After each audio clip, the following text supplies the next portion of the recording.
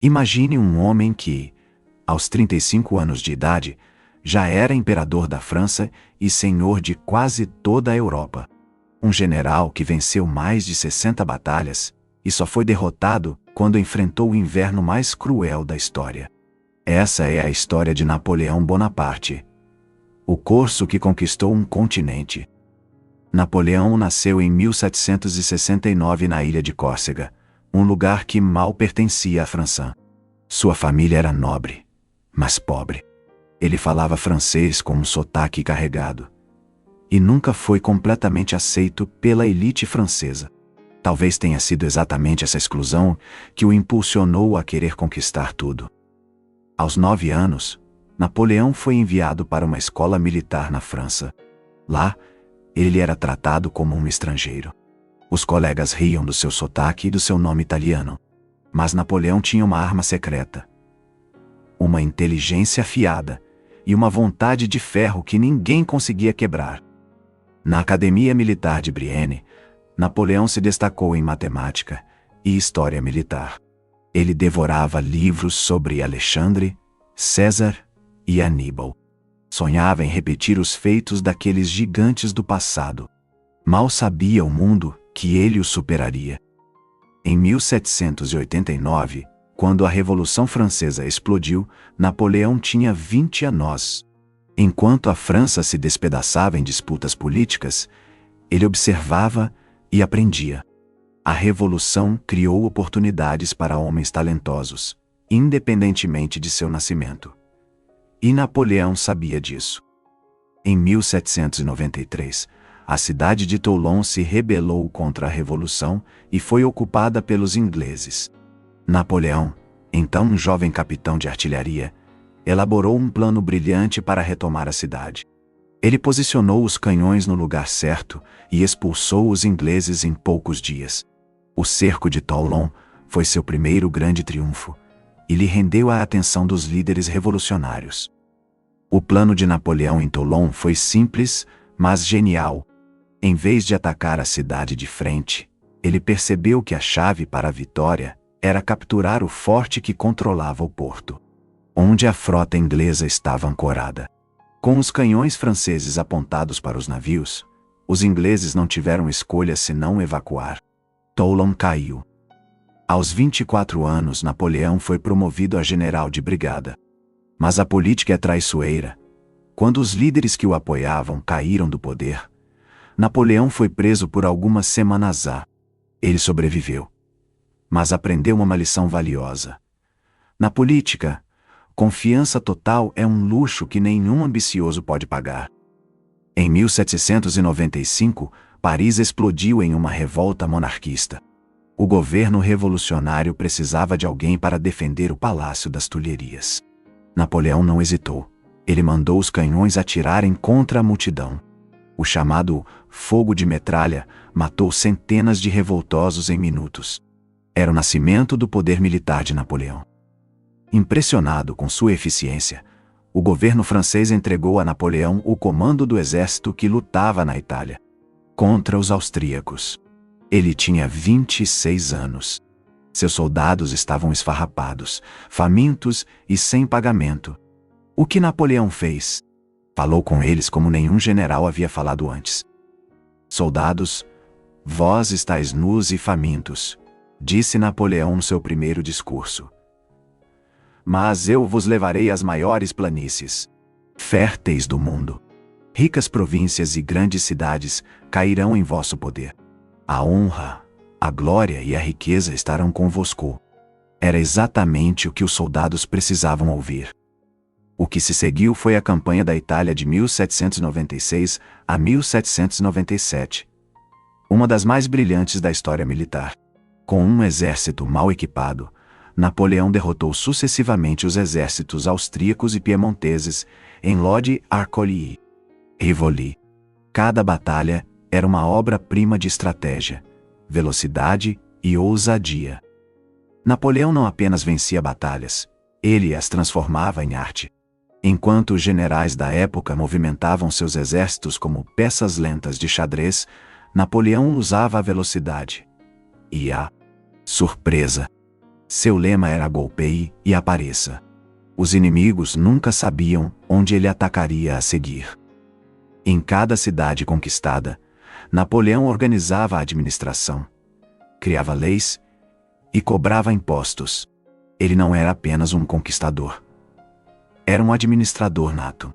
Os italianos, que esperavam um bárbaro francês, encontraram um governante organizado que modernizou suas instituições. Em 1798, Napoleão decidiu atacar o Egito. Seu objetivo era cortar a rota da Índia e enfraquecer o Império Britânico. Mas havia um plano secreto. Napoleão levou consigo 167 sábios e cientistas.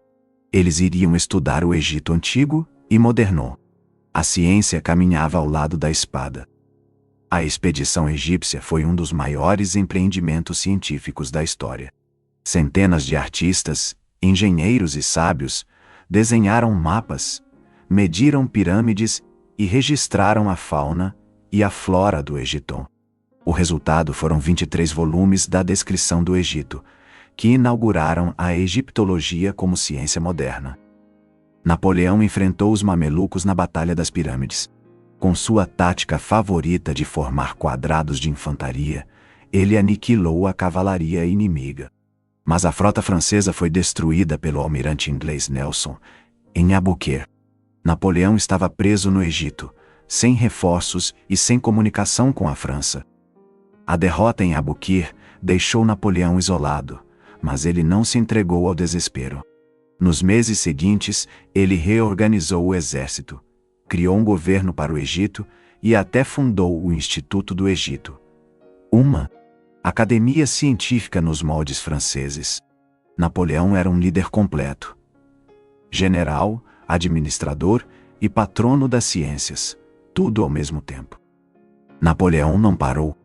Ele organizou expedições arqueológicas que descobriram a Pedra de Roseta, a chave para decifrar os hieróglifos egípcios. Enquanto isso, na França, o governo revolucionário estava colapsando. Napoleão sentiu o cheiro da oportunidade e abandonou o exército no Egito para voltar à França. Em novembro de 1799, Napoleão chegou a Paris. O governo do Diretório era corrupto, incompetente e odiado pelo povo. Napoleão e seus aliados planejaram um golpe de Estado.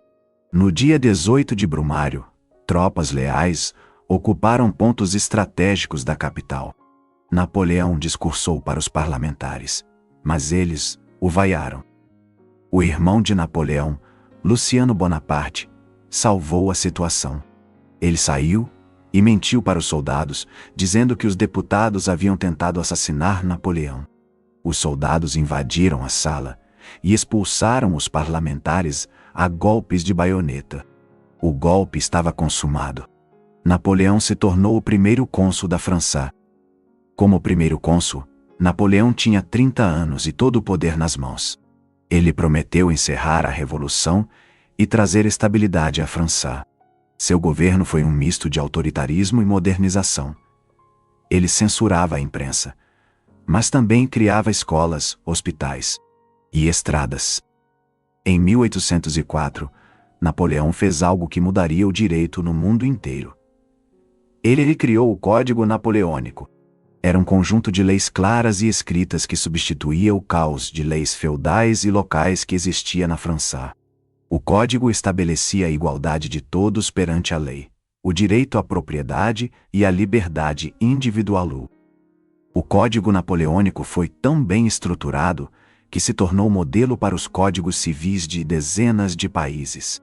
O Brasil, a Alemanha, a Itália e o Japão beberam dessa fonte.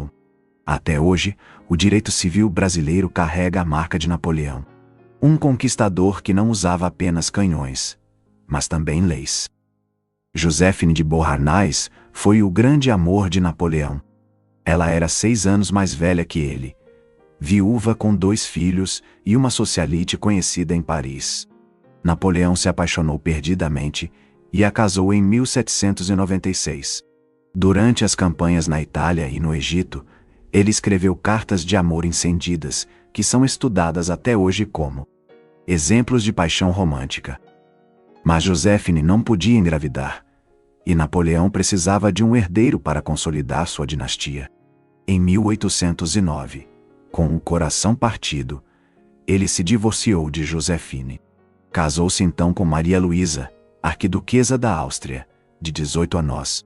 O casamento unia a dinastia Bonaparte aos Habsburgo, a família real mais antiga da Europa. Mas o código tinha um lado sombrio. A mulher era considerada inferior ao homem e subordinada à autoridade do marido. Os direitos trabalhistas eram inexistentes. Napoleão acreditava na ordem, na hierarquia e no poder absoluto do Estado. Era um modernizador, não um democrata. Em 1804, Napoleão decidiu dar o passo final. Ele se coroou imperador da França. Em uma cerimônia grandiosa na Catedral de Notre-Dame, o Papa veio especialmente de Roma para coroá-lo. Mas Napoleão fez algo inesperado. No último momento, tomou a coroa das mãos do Papa e se coroou a si mesmo. Esse gesto não foi arrogância casual.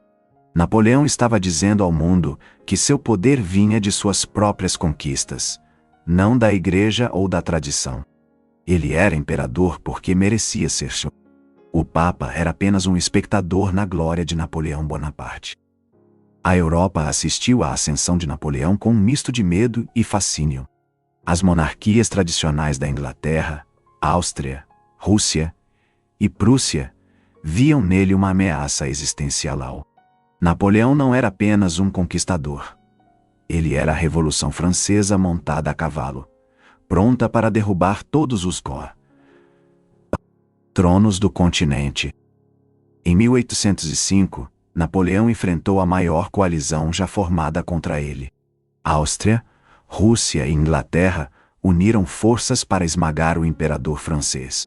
Em Ulm, Napoleão cercou e capturou um exército austríaco inteiro, sem perder uma batalha. Foi uma manobra tão perfeita que os manuais militares a estudam até hoje. Mas a glória de Ulm foi ofuscada por um desastre no mar. Em outubro de 1805, o almirante Nelson destruiu a frota combinada franco-espanhola na Batalha de Trafalgar. Nelson morreu no momento da vitória. Mas seu triunfo garantiu o domínio naval britânico pelos próximos 100 anos. Napoleão jamais conseguiria invadir a Inglaterra. Napoleão entendeu imediatamente o significado de Trafalgar. Sem uma marinha capaz de enfrentar os ingleses, ele nunca poderia cruzar o Canal da Mancha. A invasão da Inglaterra estava cancelada. Em vez disso, Napoleão decidiu derrotar os ingleses pela economia, fechando todos os portos europeus ao comércio britânico. Em 2 de dezembro de 1805, Napoleão alcançou seu momento mais brilhante: a Batalha de Austerlitz. Diante do exército combinado russo e austríaco, Napoleão fingiu fraqueza. Ele abandonou propositalmente uma colina estratégica. Os aliados caíram na armadilha e avançaram para tomar a posição. Quando os aliados estavam comprometidos com o ataque, Napoleão lançou suas reservas sobre o centro inimigo, que havia ficado exposto.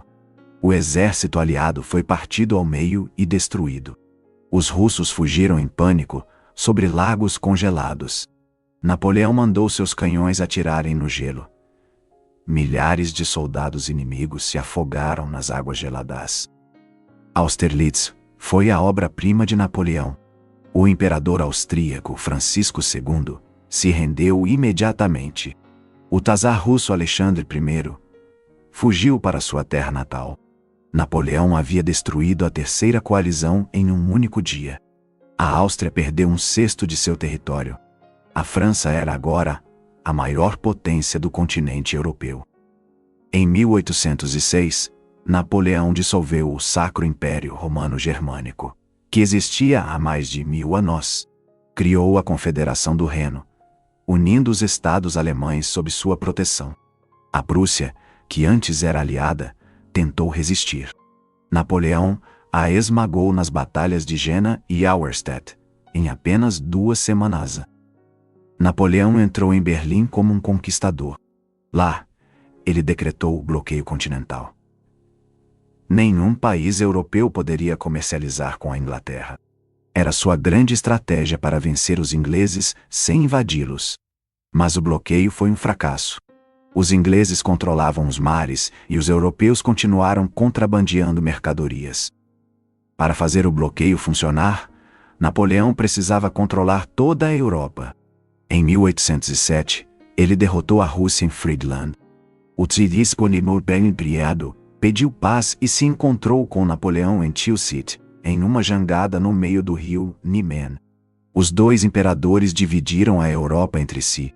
Napoleão estava no auge absoluto do poder.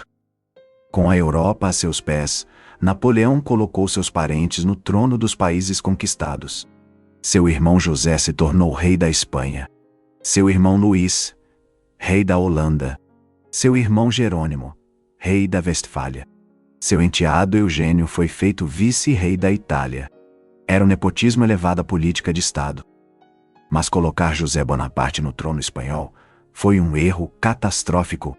Os espanhóis se revoltaram em 1808. O exército francês foi derrotado em Bailén por guerrilheiros e soldados espanhóis. Pela primeira vez, Napoleão foi humilhado. A guerra peninsular se arrastaria por 6 anos, consumindo recursos preciosos. Para piorar, os ingleses enviaram tropas para Portugal e Espanha sob o comando do Duque de Wellington. Wellington era o único general que conseguia derrotar os marechais de Napoleão em campo aberto. A guerra peninsular se tornou o túmulo do soldado francês. Centenas de milhares de soldados morreram nos montes e vales da Península Ibérica. Em 1812,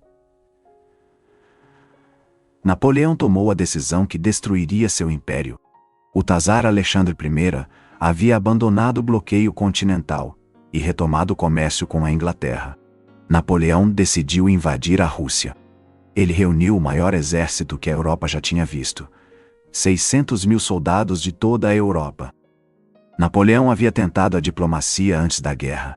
Ele escreveu cartas ao czar Alexandre I, pedindo que reconsiderasse o bloqueio. Mas o czar Denis, o mediador não dera adilo mas somente o Berzinburgo Pulsar estava confiante. A Rússia era grande demais, fria demais e distante demais para ser conquistada. Napoleão não ouviu os conselhos de seus generais mais experientes. A teimosia dos gênios é sua maior fraqueza. A Grande Armée de 1812 era um exército multinacional. Havia franceses, alemães, italianos, poloneses, holandeses e até croatas. Soldados de toda a Europa marchavam juntos sob a águia imperial. Mas essa diversidade era também uma fraqueza. Soldados que não falavam a mesma língua não confiavam uns nos outros. Não tinham lealdade à França. Em junho de 1812, a Grande Armée cruzou o rio Niemen e entrou na Rússia. Os russos não ofereciam batalha. Eles recuavam sistematicamente, queimando plantações e cidades à medida que recuavam. A terra arrasada era uma estratégia deliberada. Napoleão avançava, mas nunca alcançava o inimigo. O exército de Napoleão marchou por milhares de quilômetros sem encontrar o inimigo. Os soldados começaram a morrer de fome, disenteria e tifão.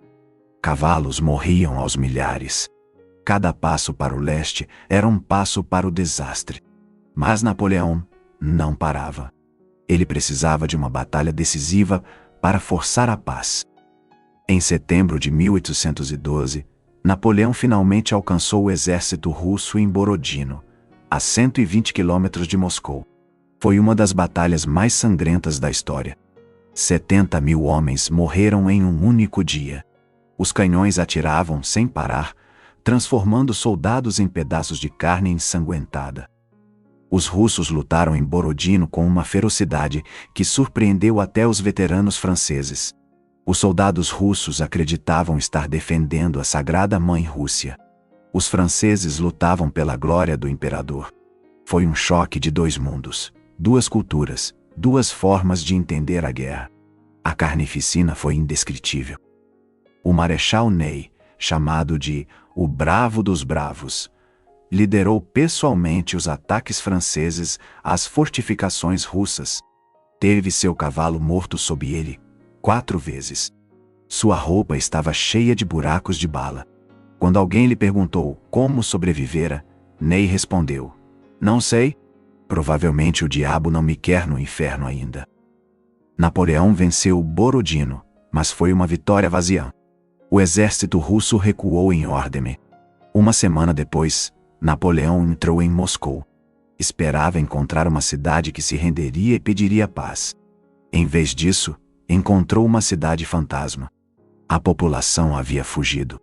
E naquela noite, Moscou pegou fogo. Moscou ardeu por 5 dias. 90% da cidade foi destruída. Os russos incendiaram a própria capital para que Napoleão não tivesse onde se abrigar durante o inverno. Napoleão esperou semanas por uma proposta de paz que nunca veio. O Tsar Alexandre se recusava a negociar. Napoleão estava num beco sem saída. Em outubro de 1812, Napoleão ordenou a retirada. Era tarde demais. O inverno russo chegou com força total. Temperaturas caíram para 30 graus negativos. Soldados morriam congelados durante a noite. A neve cobria os corpos. A grande armée, que um dia teve 600.000 homens, se reduziu a uma multidão de fantasmas famintos e congeladosos. Os cossacos russos atacavam sem parar os sobreviventes. Os soldados abandonavam canhões, carroças e feridos. Muitos recorreram ao canibalismo para sobreviver. Napoleão abandonou o exército e correu de volta a Paris para impedir um golpe. Dos 600.000 homens que entraram na Rússia, apenas 20.000 voltaram. A catástrofe russa foi o sinal que a Europa esperava.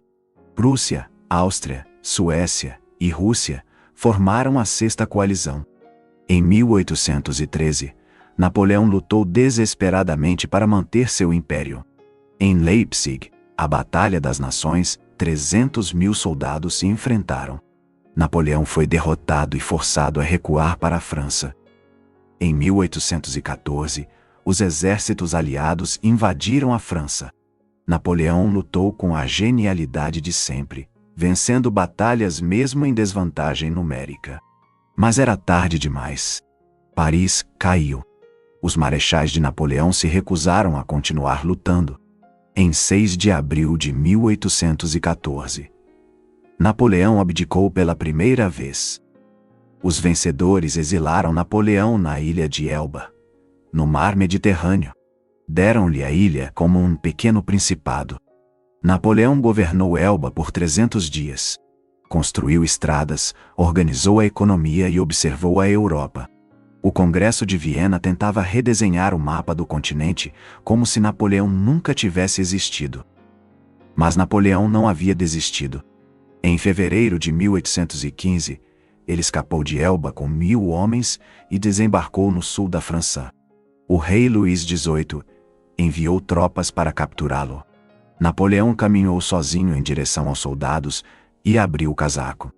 "Soldados", disse ele, "se algum de vós quiser matar seu imperador, atire." Nenhum soldado atirou. Eles gritaram "Viva o imperador!" e se juntaram a Napoleão.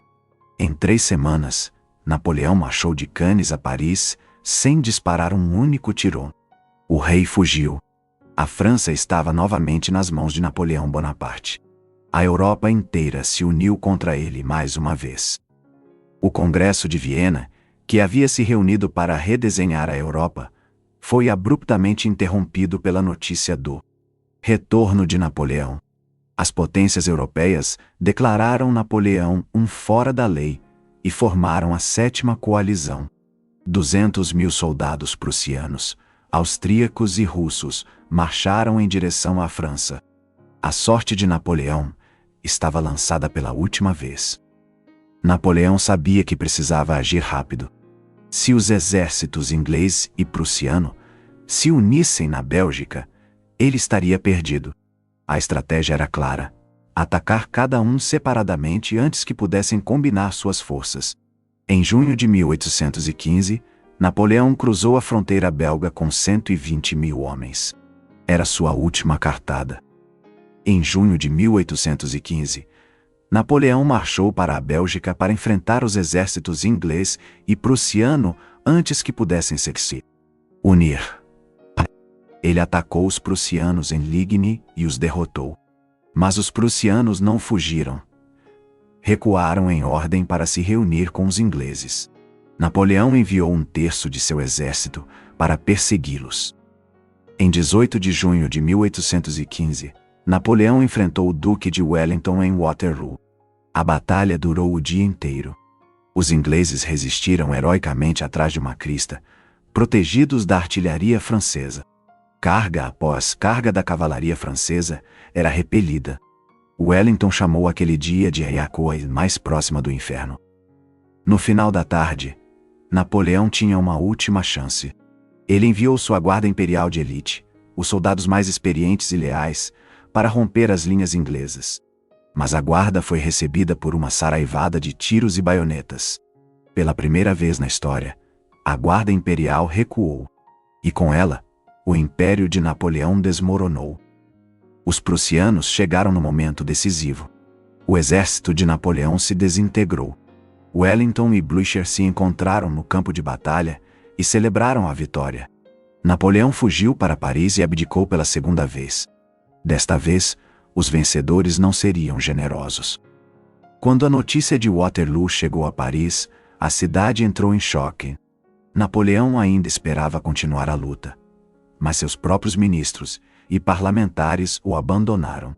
A Câmara dos Deputados exigiu sua abdicação. Em 22 de junho de 1815, Napoleão abdicou pela segunda vez. Desta vez, em favor de seu filho, que jamais governaria. Napoleão tentou fugir para os Estados Unidos. Ele foi até o porto de Rochefort, onde 2 navios franceses o esperavam. Mas a Marinha Real Britânica bloqueava todos os portos franceses. Sem alternativa, Napoleão se entregou ao capitão do navio inglês, Bellerophon. Ele escreveu uma carta ao príncipe regente inglês pedindo asilo. A resposta veio em forma de exílio perpétuo. Os ingleses enviaram Napoleão para Santa Helena, uma ilha perdida no meio do Oceano Atlântico Sul, a mais de 2.000 quilômetros de qualquer continente. Era uma prisão à prova de fugas. Lá, Napoleão passou os últimos 6 anos de sua vida em uma casa úmida e decadente. Em Santa Helena, Napoleão ditou suas memórias. Ele reescreveu sua própria história, transformando-se de imperador ambicioso em mártir da liberdade. Sua habilidade de moldar narrativas era tão genial quanto sua estratégia militar. Até hoje, historiadores debatem o que é fato e o que é lenda na história de Napoleão. Napoleão morreu em 5 de maio de 1821, aos 51 anos. Sua causa oficial de morte foi câncer no estômago, mas teorias de envenenamento por arsênico circulam até hoje. Suas últimas palavras foram França, exército, cabeça do exército, Joséphine. Até o fim, ele pensava na glória. Em 1840, os restos mortais de Napoleão foram trazidos de volta à França. Seu corpo foi colocado em um magnífico sarcófago no Hotel des Invalides, em Paris. Milhões de franceses foram às ruas para saudar o retorno de seu imperador. O corso que conquistou a Europa finalmente descansava em solo francês. O legado de Napoleão é imenso e contraditório. Ele foi um gênio militar que levou a Europa à guerra por 15 anos, causando a morte de milhões de pessoas. Mas também foi um reformador que modernizou a administração, o direito e a educação em toda a Europa. Não há personagem na história que combine tanta luz e tanta sombra. O Código Napoleônico continua sendo a base do direito civil em grande parte do mundo. As escolas públicas que ele criou formaram gerações de cidadãos. A divisão administrativa da França em departamentos ainda existe. Napoleão deu à França moderna as instituições que ela tem até hoje. No Brasil, a influência de Napoleão foi profunda e direta. A vinda da família Real Portuguesa em 1808 foi uma consequência direta das guerras napoleônicas. Sem Napoleão, talvez o Brasil nunca tivesse se tornado um Reino Unido a Portugal, e talvez a independência tivesse sido adiada por décadas. Napoleão mudou a forma de fazer guerra para sempre. Ele introduziu o conceito de guerra total, onde nações inteiras se mobilizavam. Seus exércitos viviam do que encontravam, eliminando a necessidade de longas linhas de suprimentos. Sua velocidade de movimento e concentração de forças em pontos decisivos são estudadas até hoje em academias militares do mundo inteiro. Napoleão também mudou a política. Ele mostrou que um homem comum sem sangue real poderia conquistar um império pelo próprio talento. A era napoleônica destruiu o antigo regime na Europa e espalhou os ideais revolucionários de igualdade perante a lei. As monarquias tentaram restaurar o passado no Congresso de Viena. Mas o mundo já era outro. O mito de Napoleão sobreviveu ao homem. Livros, filmes, pinturas e monumentos celebram sua vida. Beethoven dedicou sua terceira sinfonia a ele, antes de se decepcionar e raspar o nome do imperador da partitura. Stendhal, Hugo e Tolstói escreveram sobre ele. Napoleão se tornou um arquétipo, o homem que tentou conquistar o mundo e quase conseguiu. No fim, a tragédia de Napoleão foi a mesma de tantos heróis da história. Ele não soube parar. Poderia ter consolidado seu império após Austerlitz e governado como um reformador pacífico. Mas a ambição não conhece limites. Napoleão queria mais, e o excesso de poder destruiu tudo o que ele havia construído com tanto talento. O Congresso de Viena, que Napoleão havia interrompido com seu retorno em 1815, finalmente conseguiu redesenhar a Europa. As monarquias restauradas tentaram apagar a memória da Revolução Francesa e de Napoleão.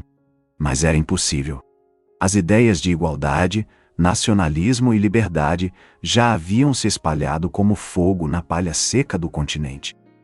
O nacionalismo que Napoleão despertou na Alemanha, na Itália e na Espanha durante suas conquistas não desapareceu com sua derrota.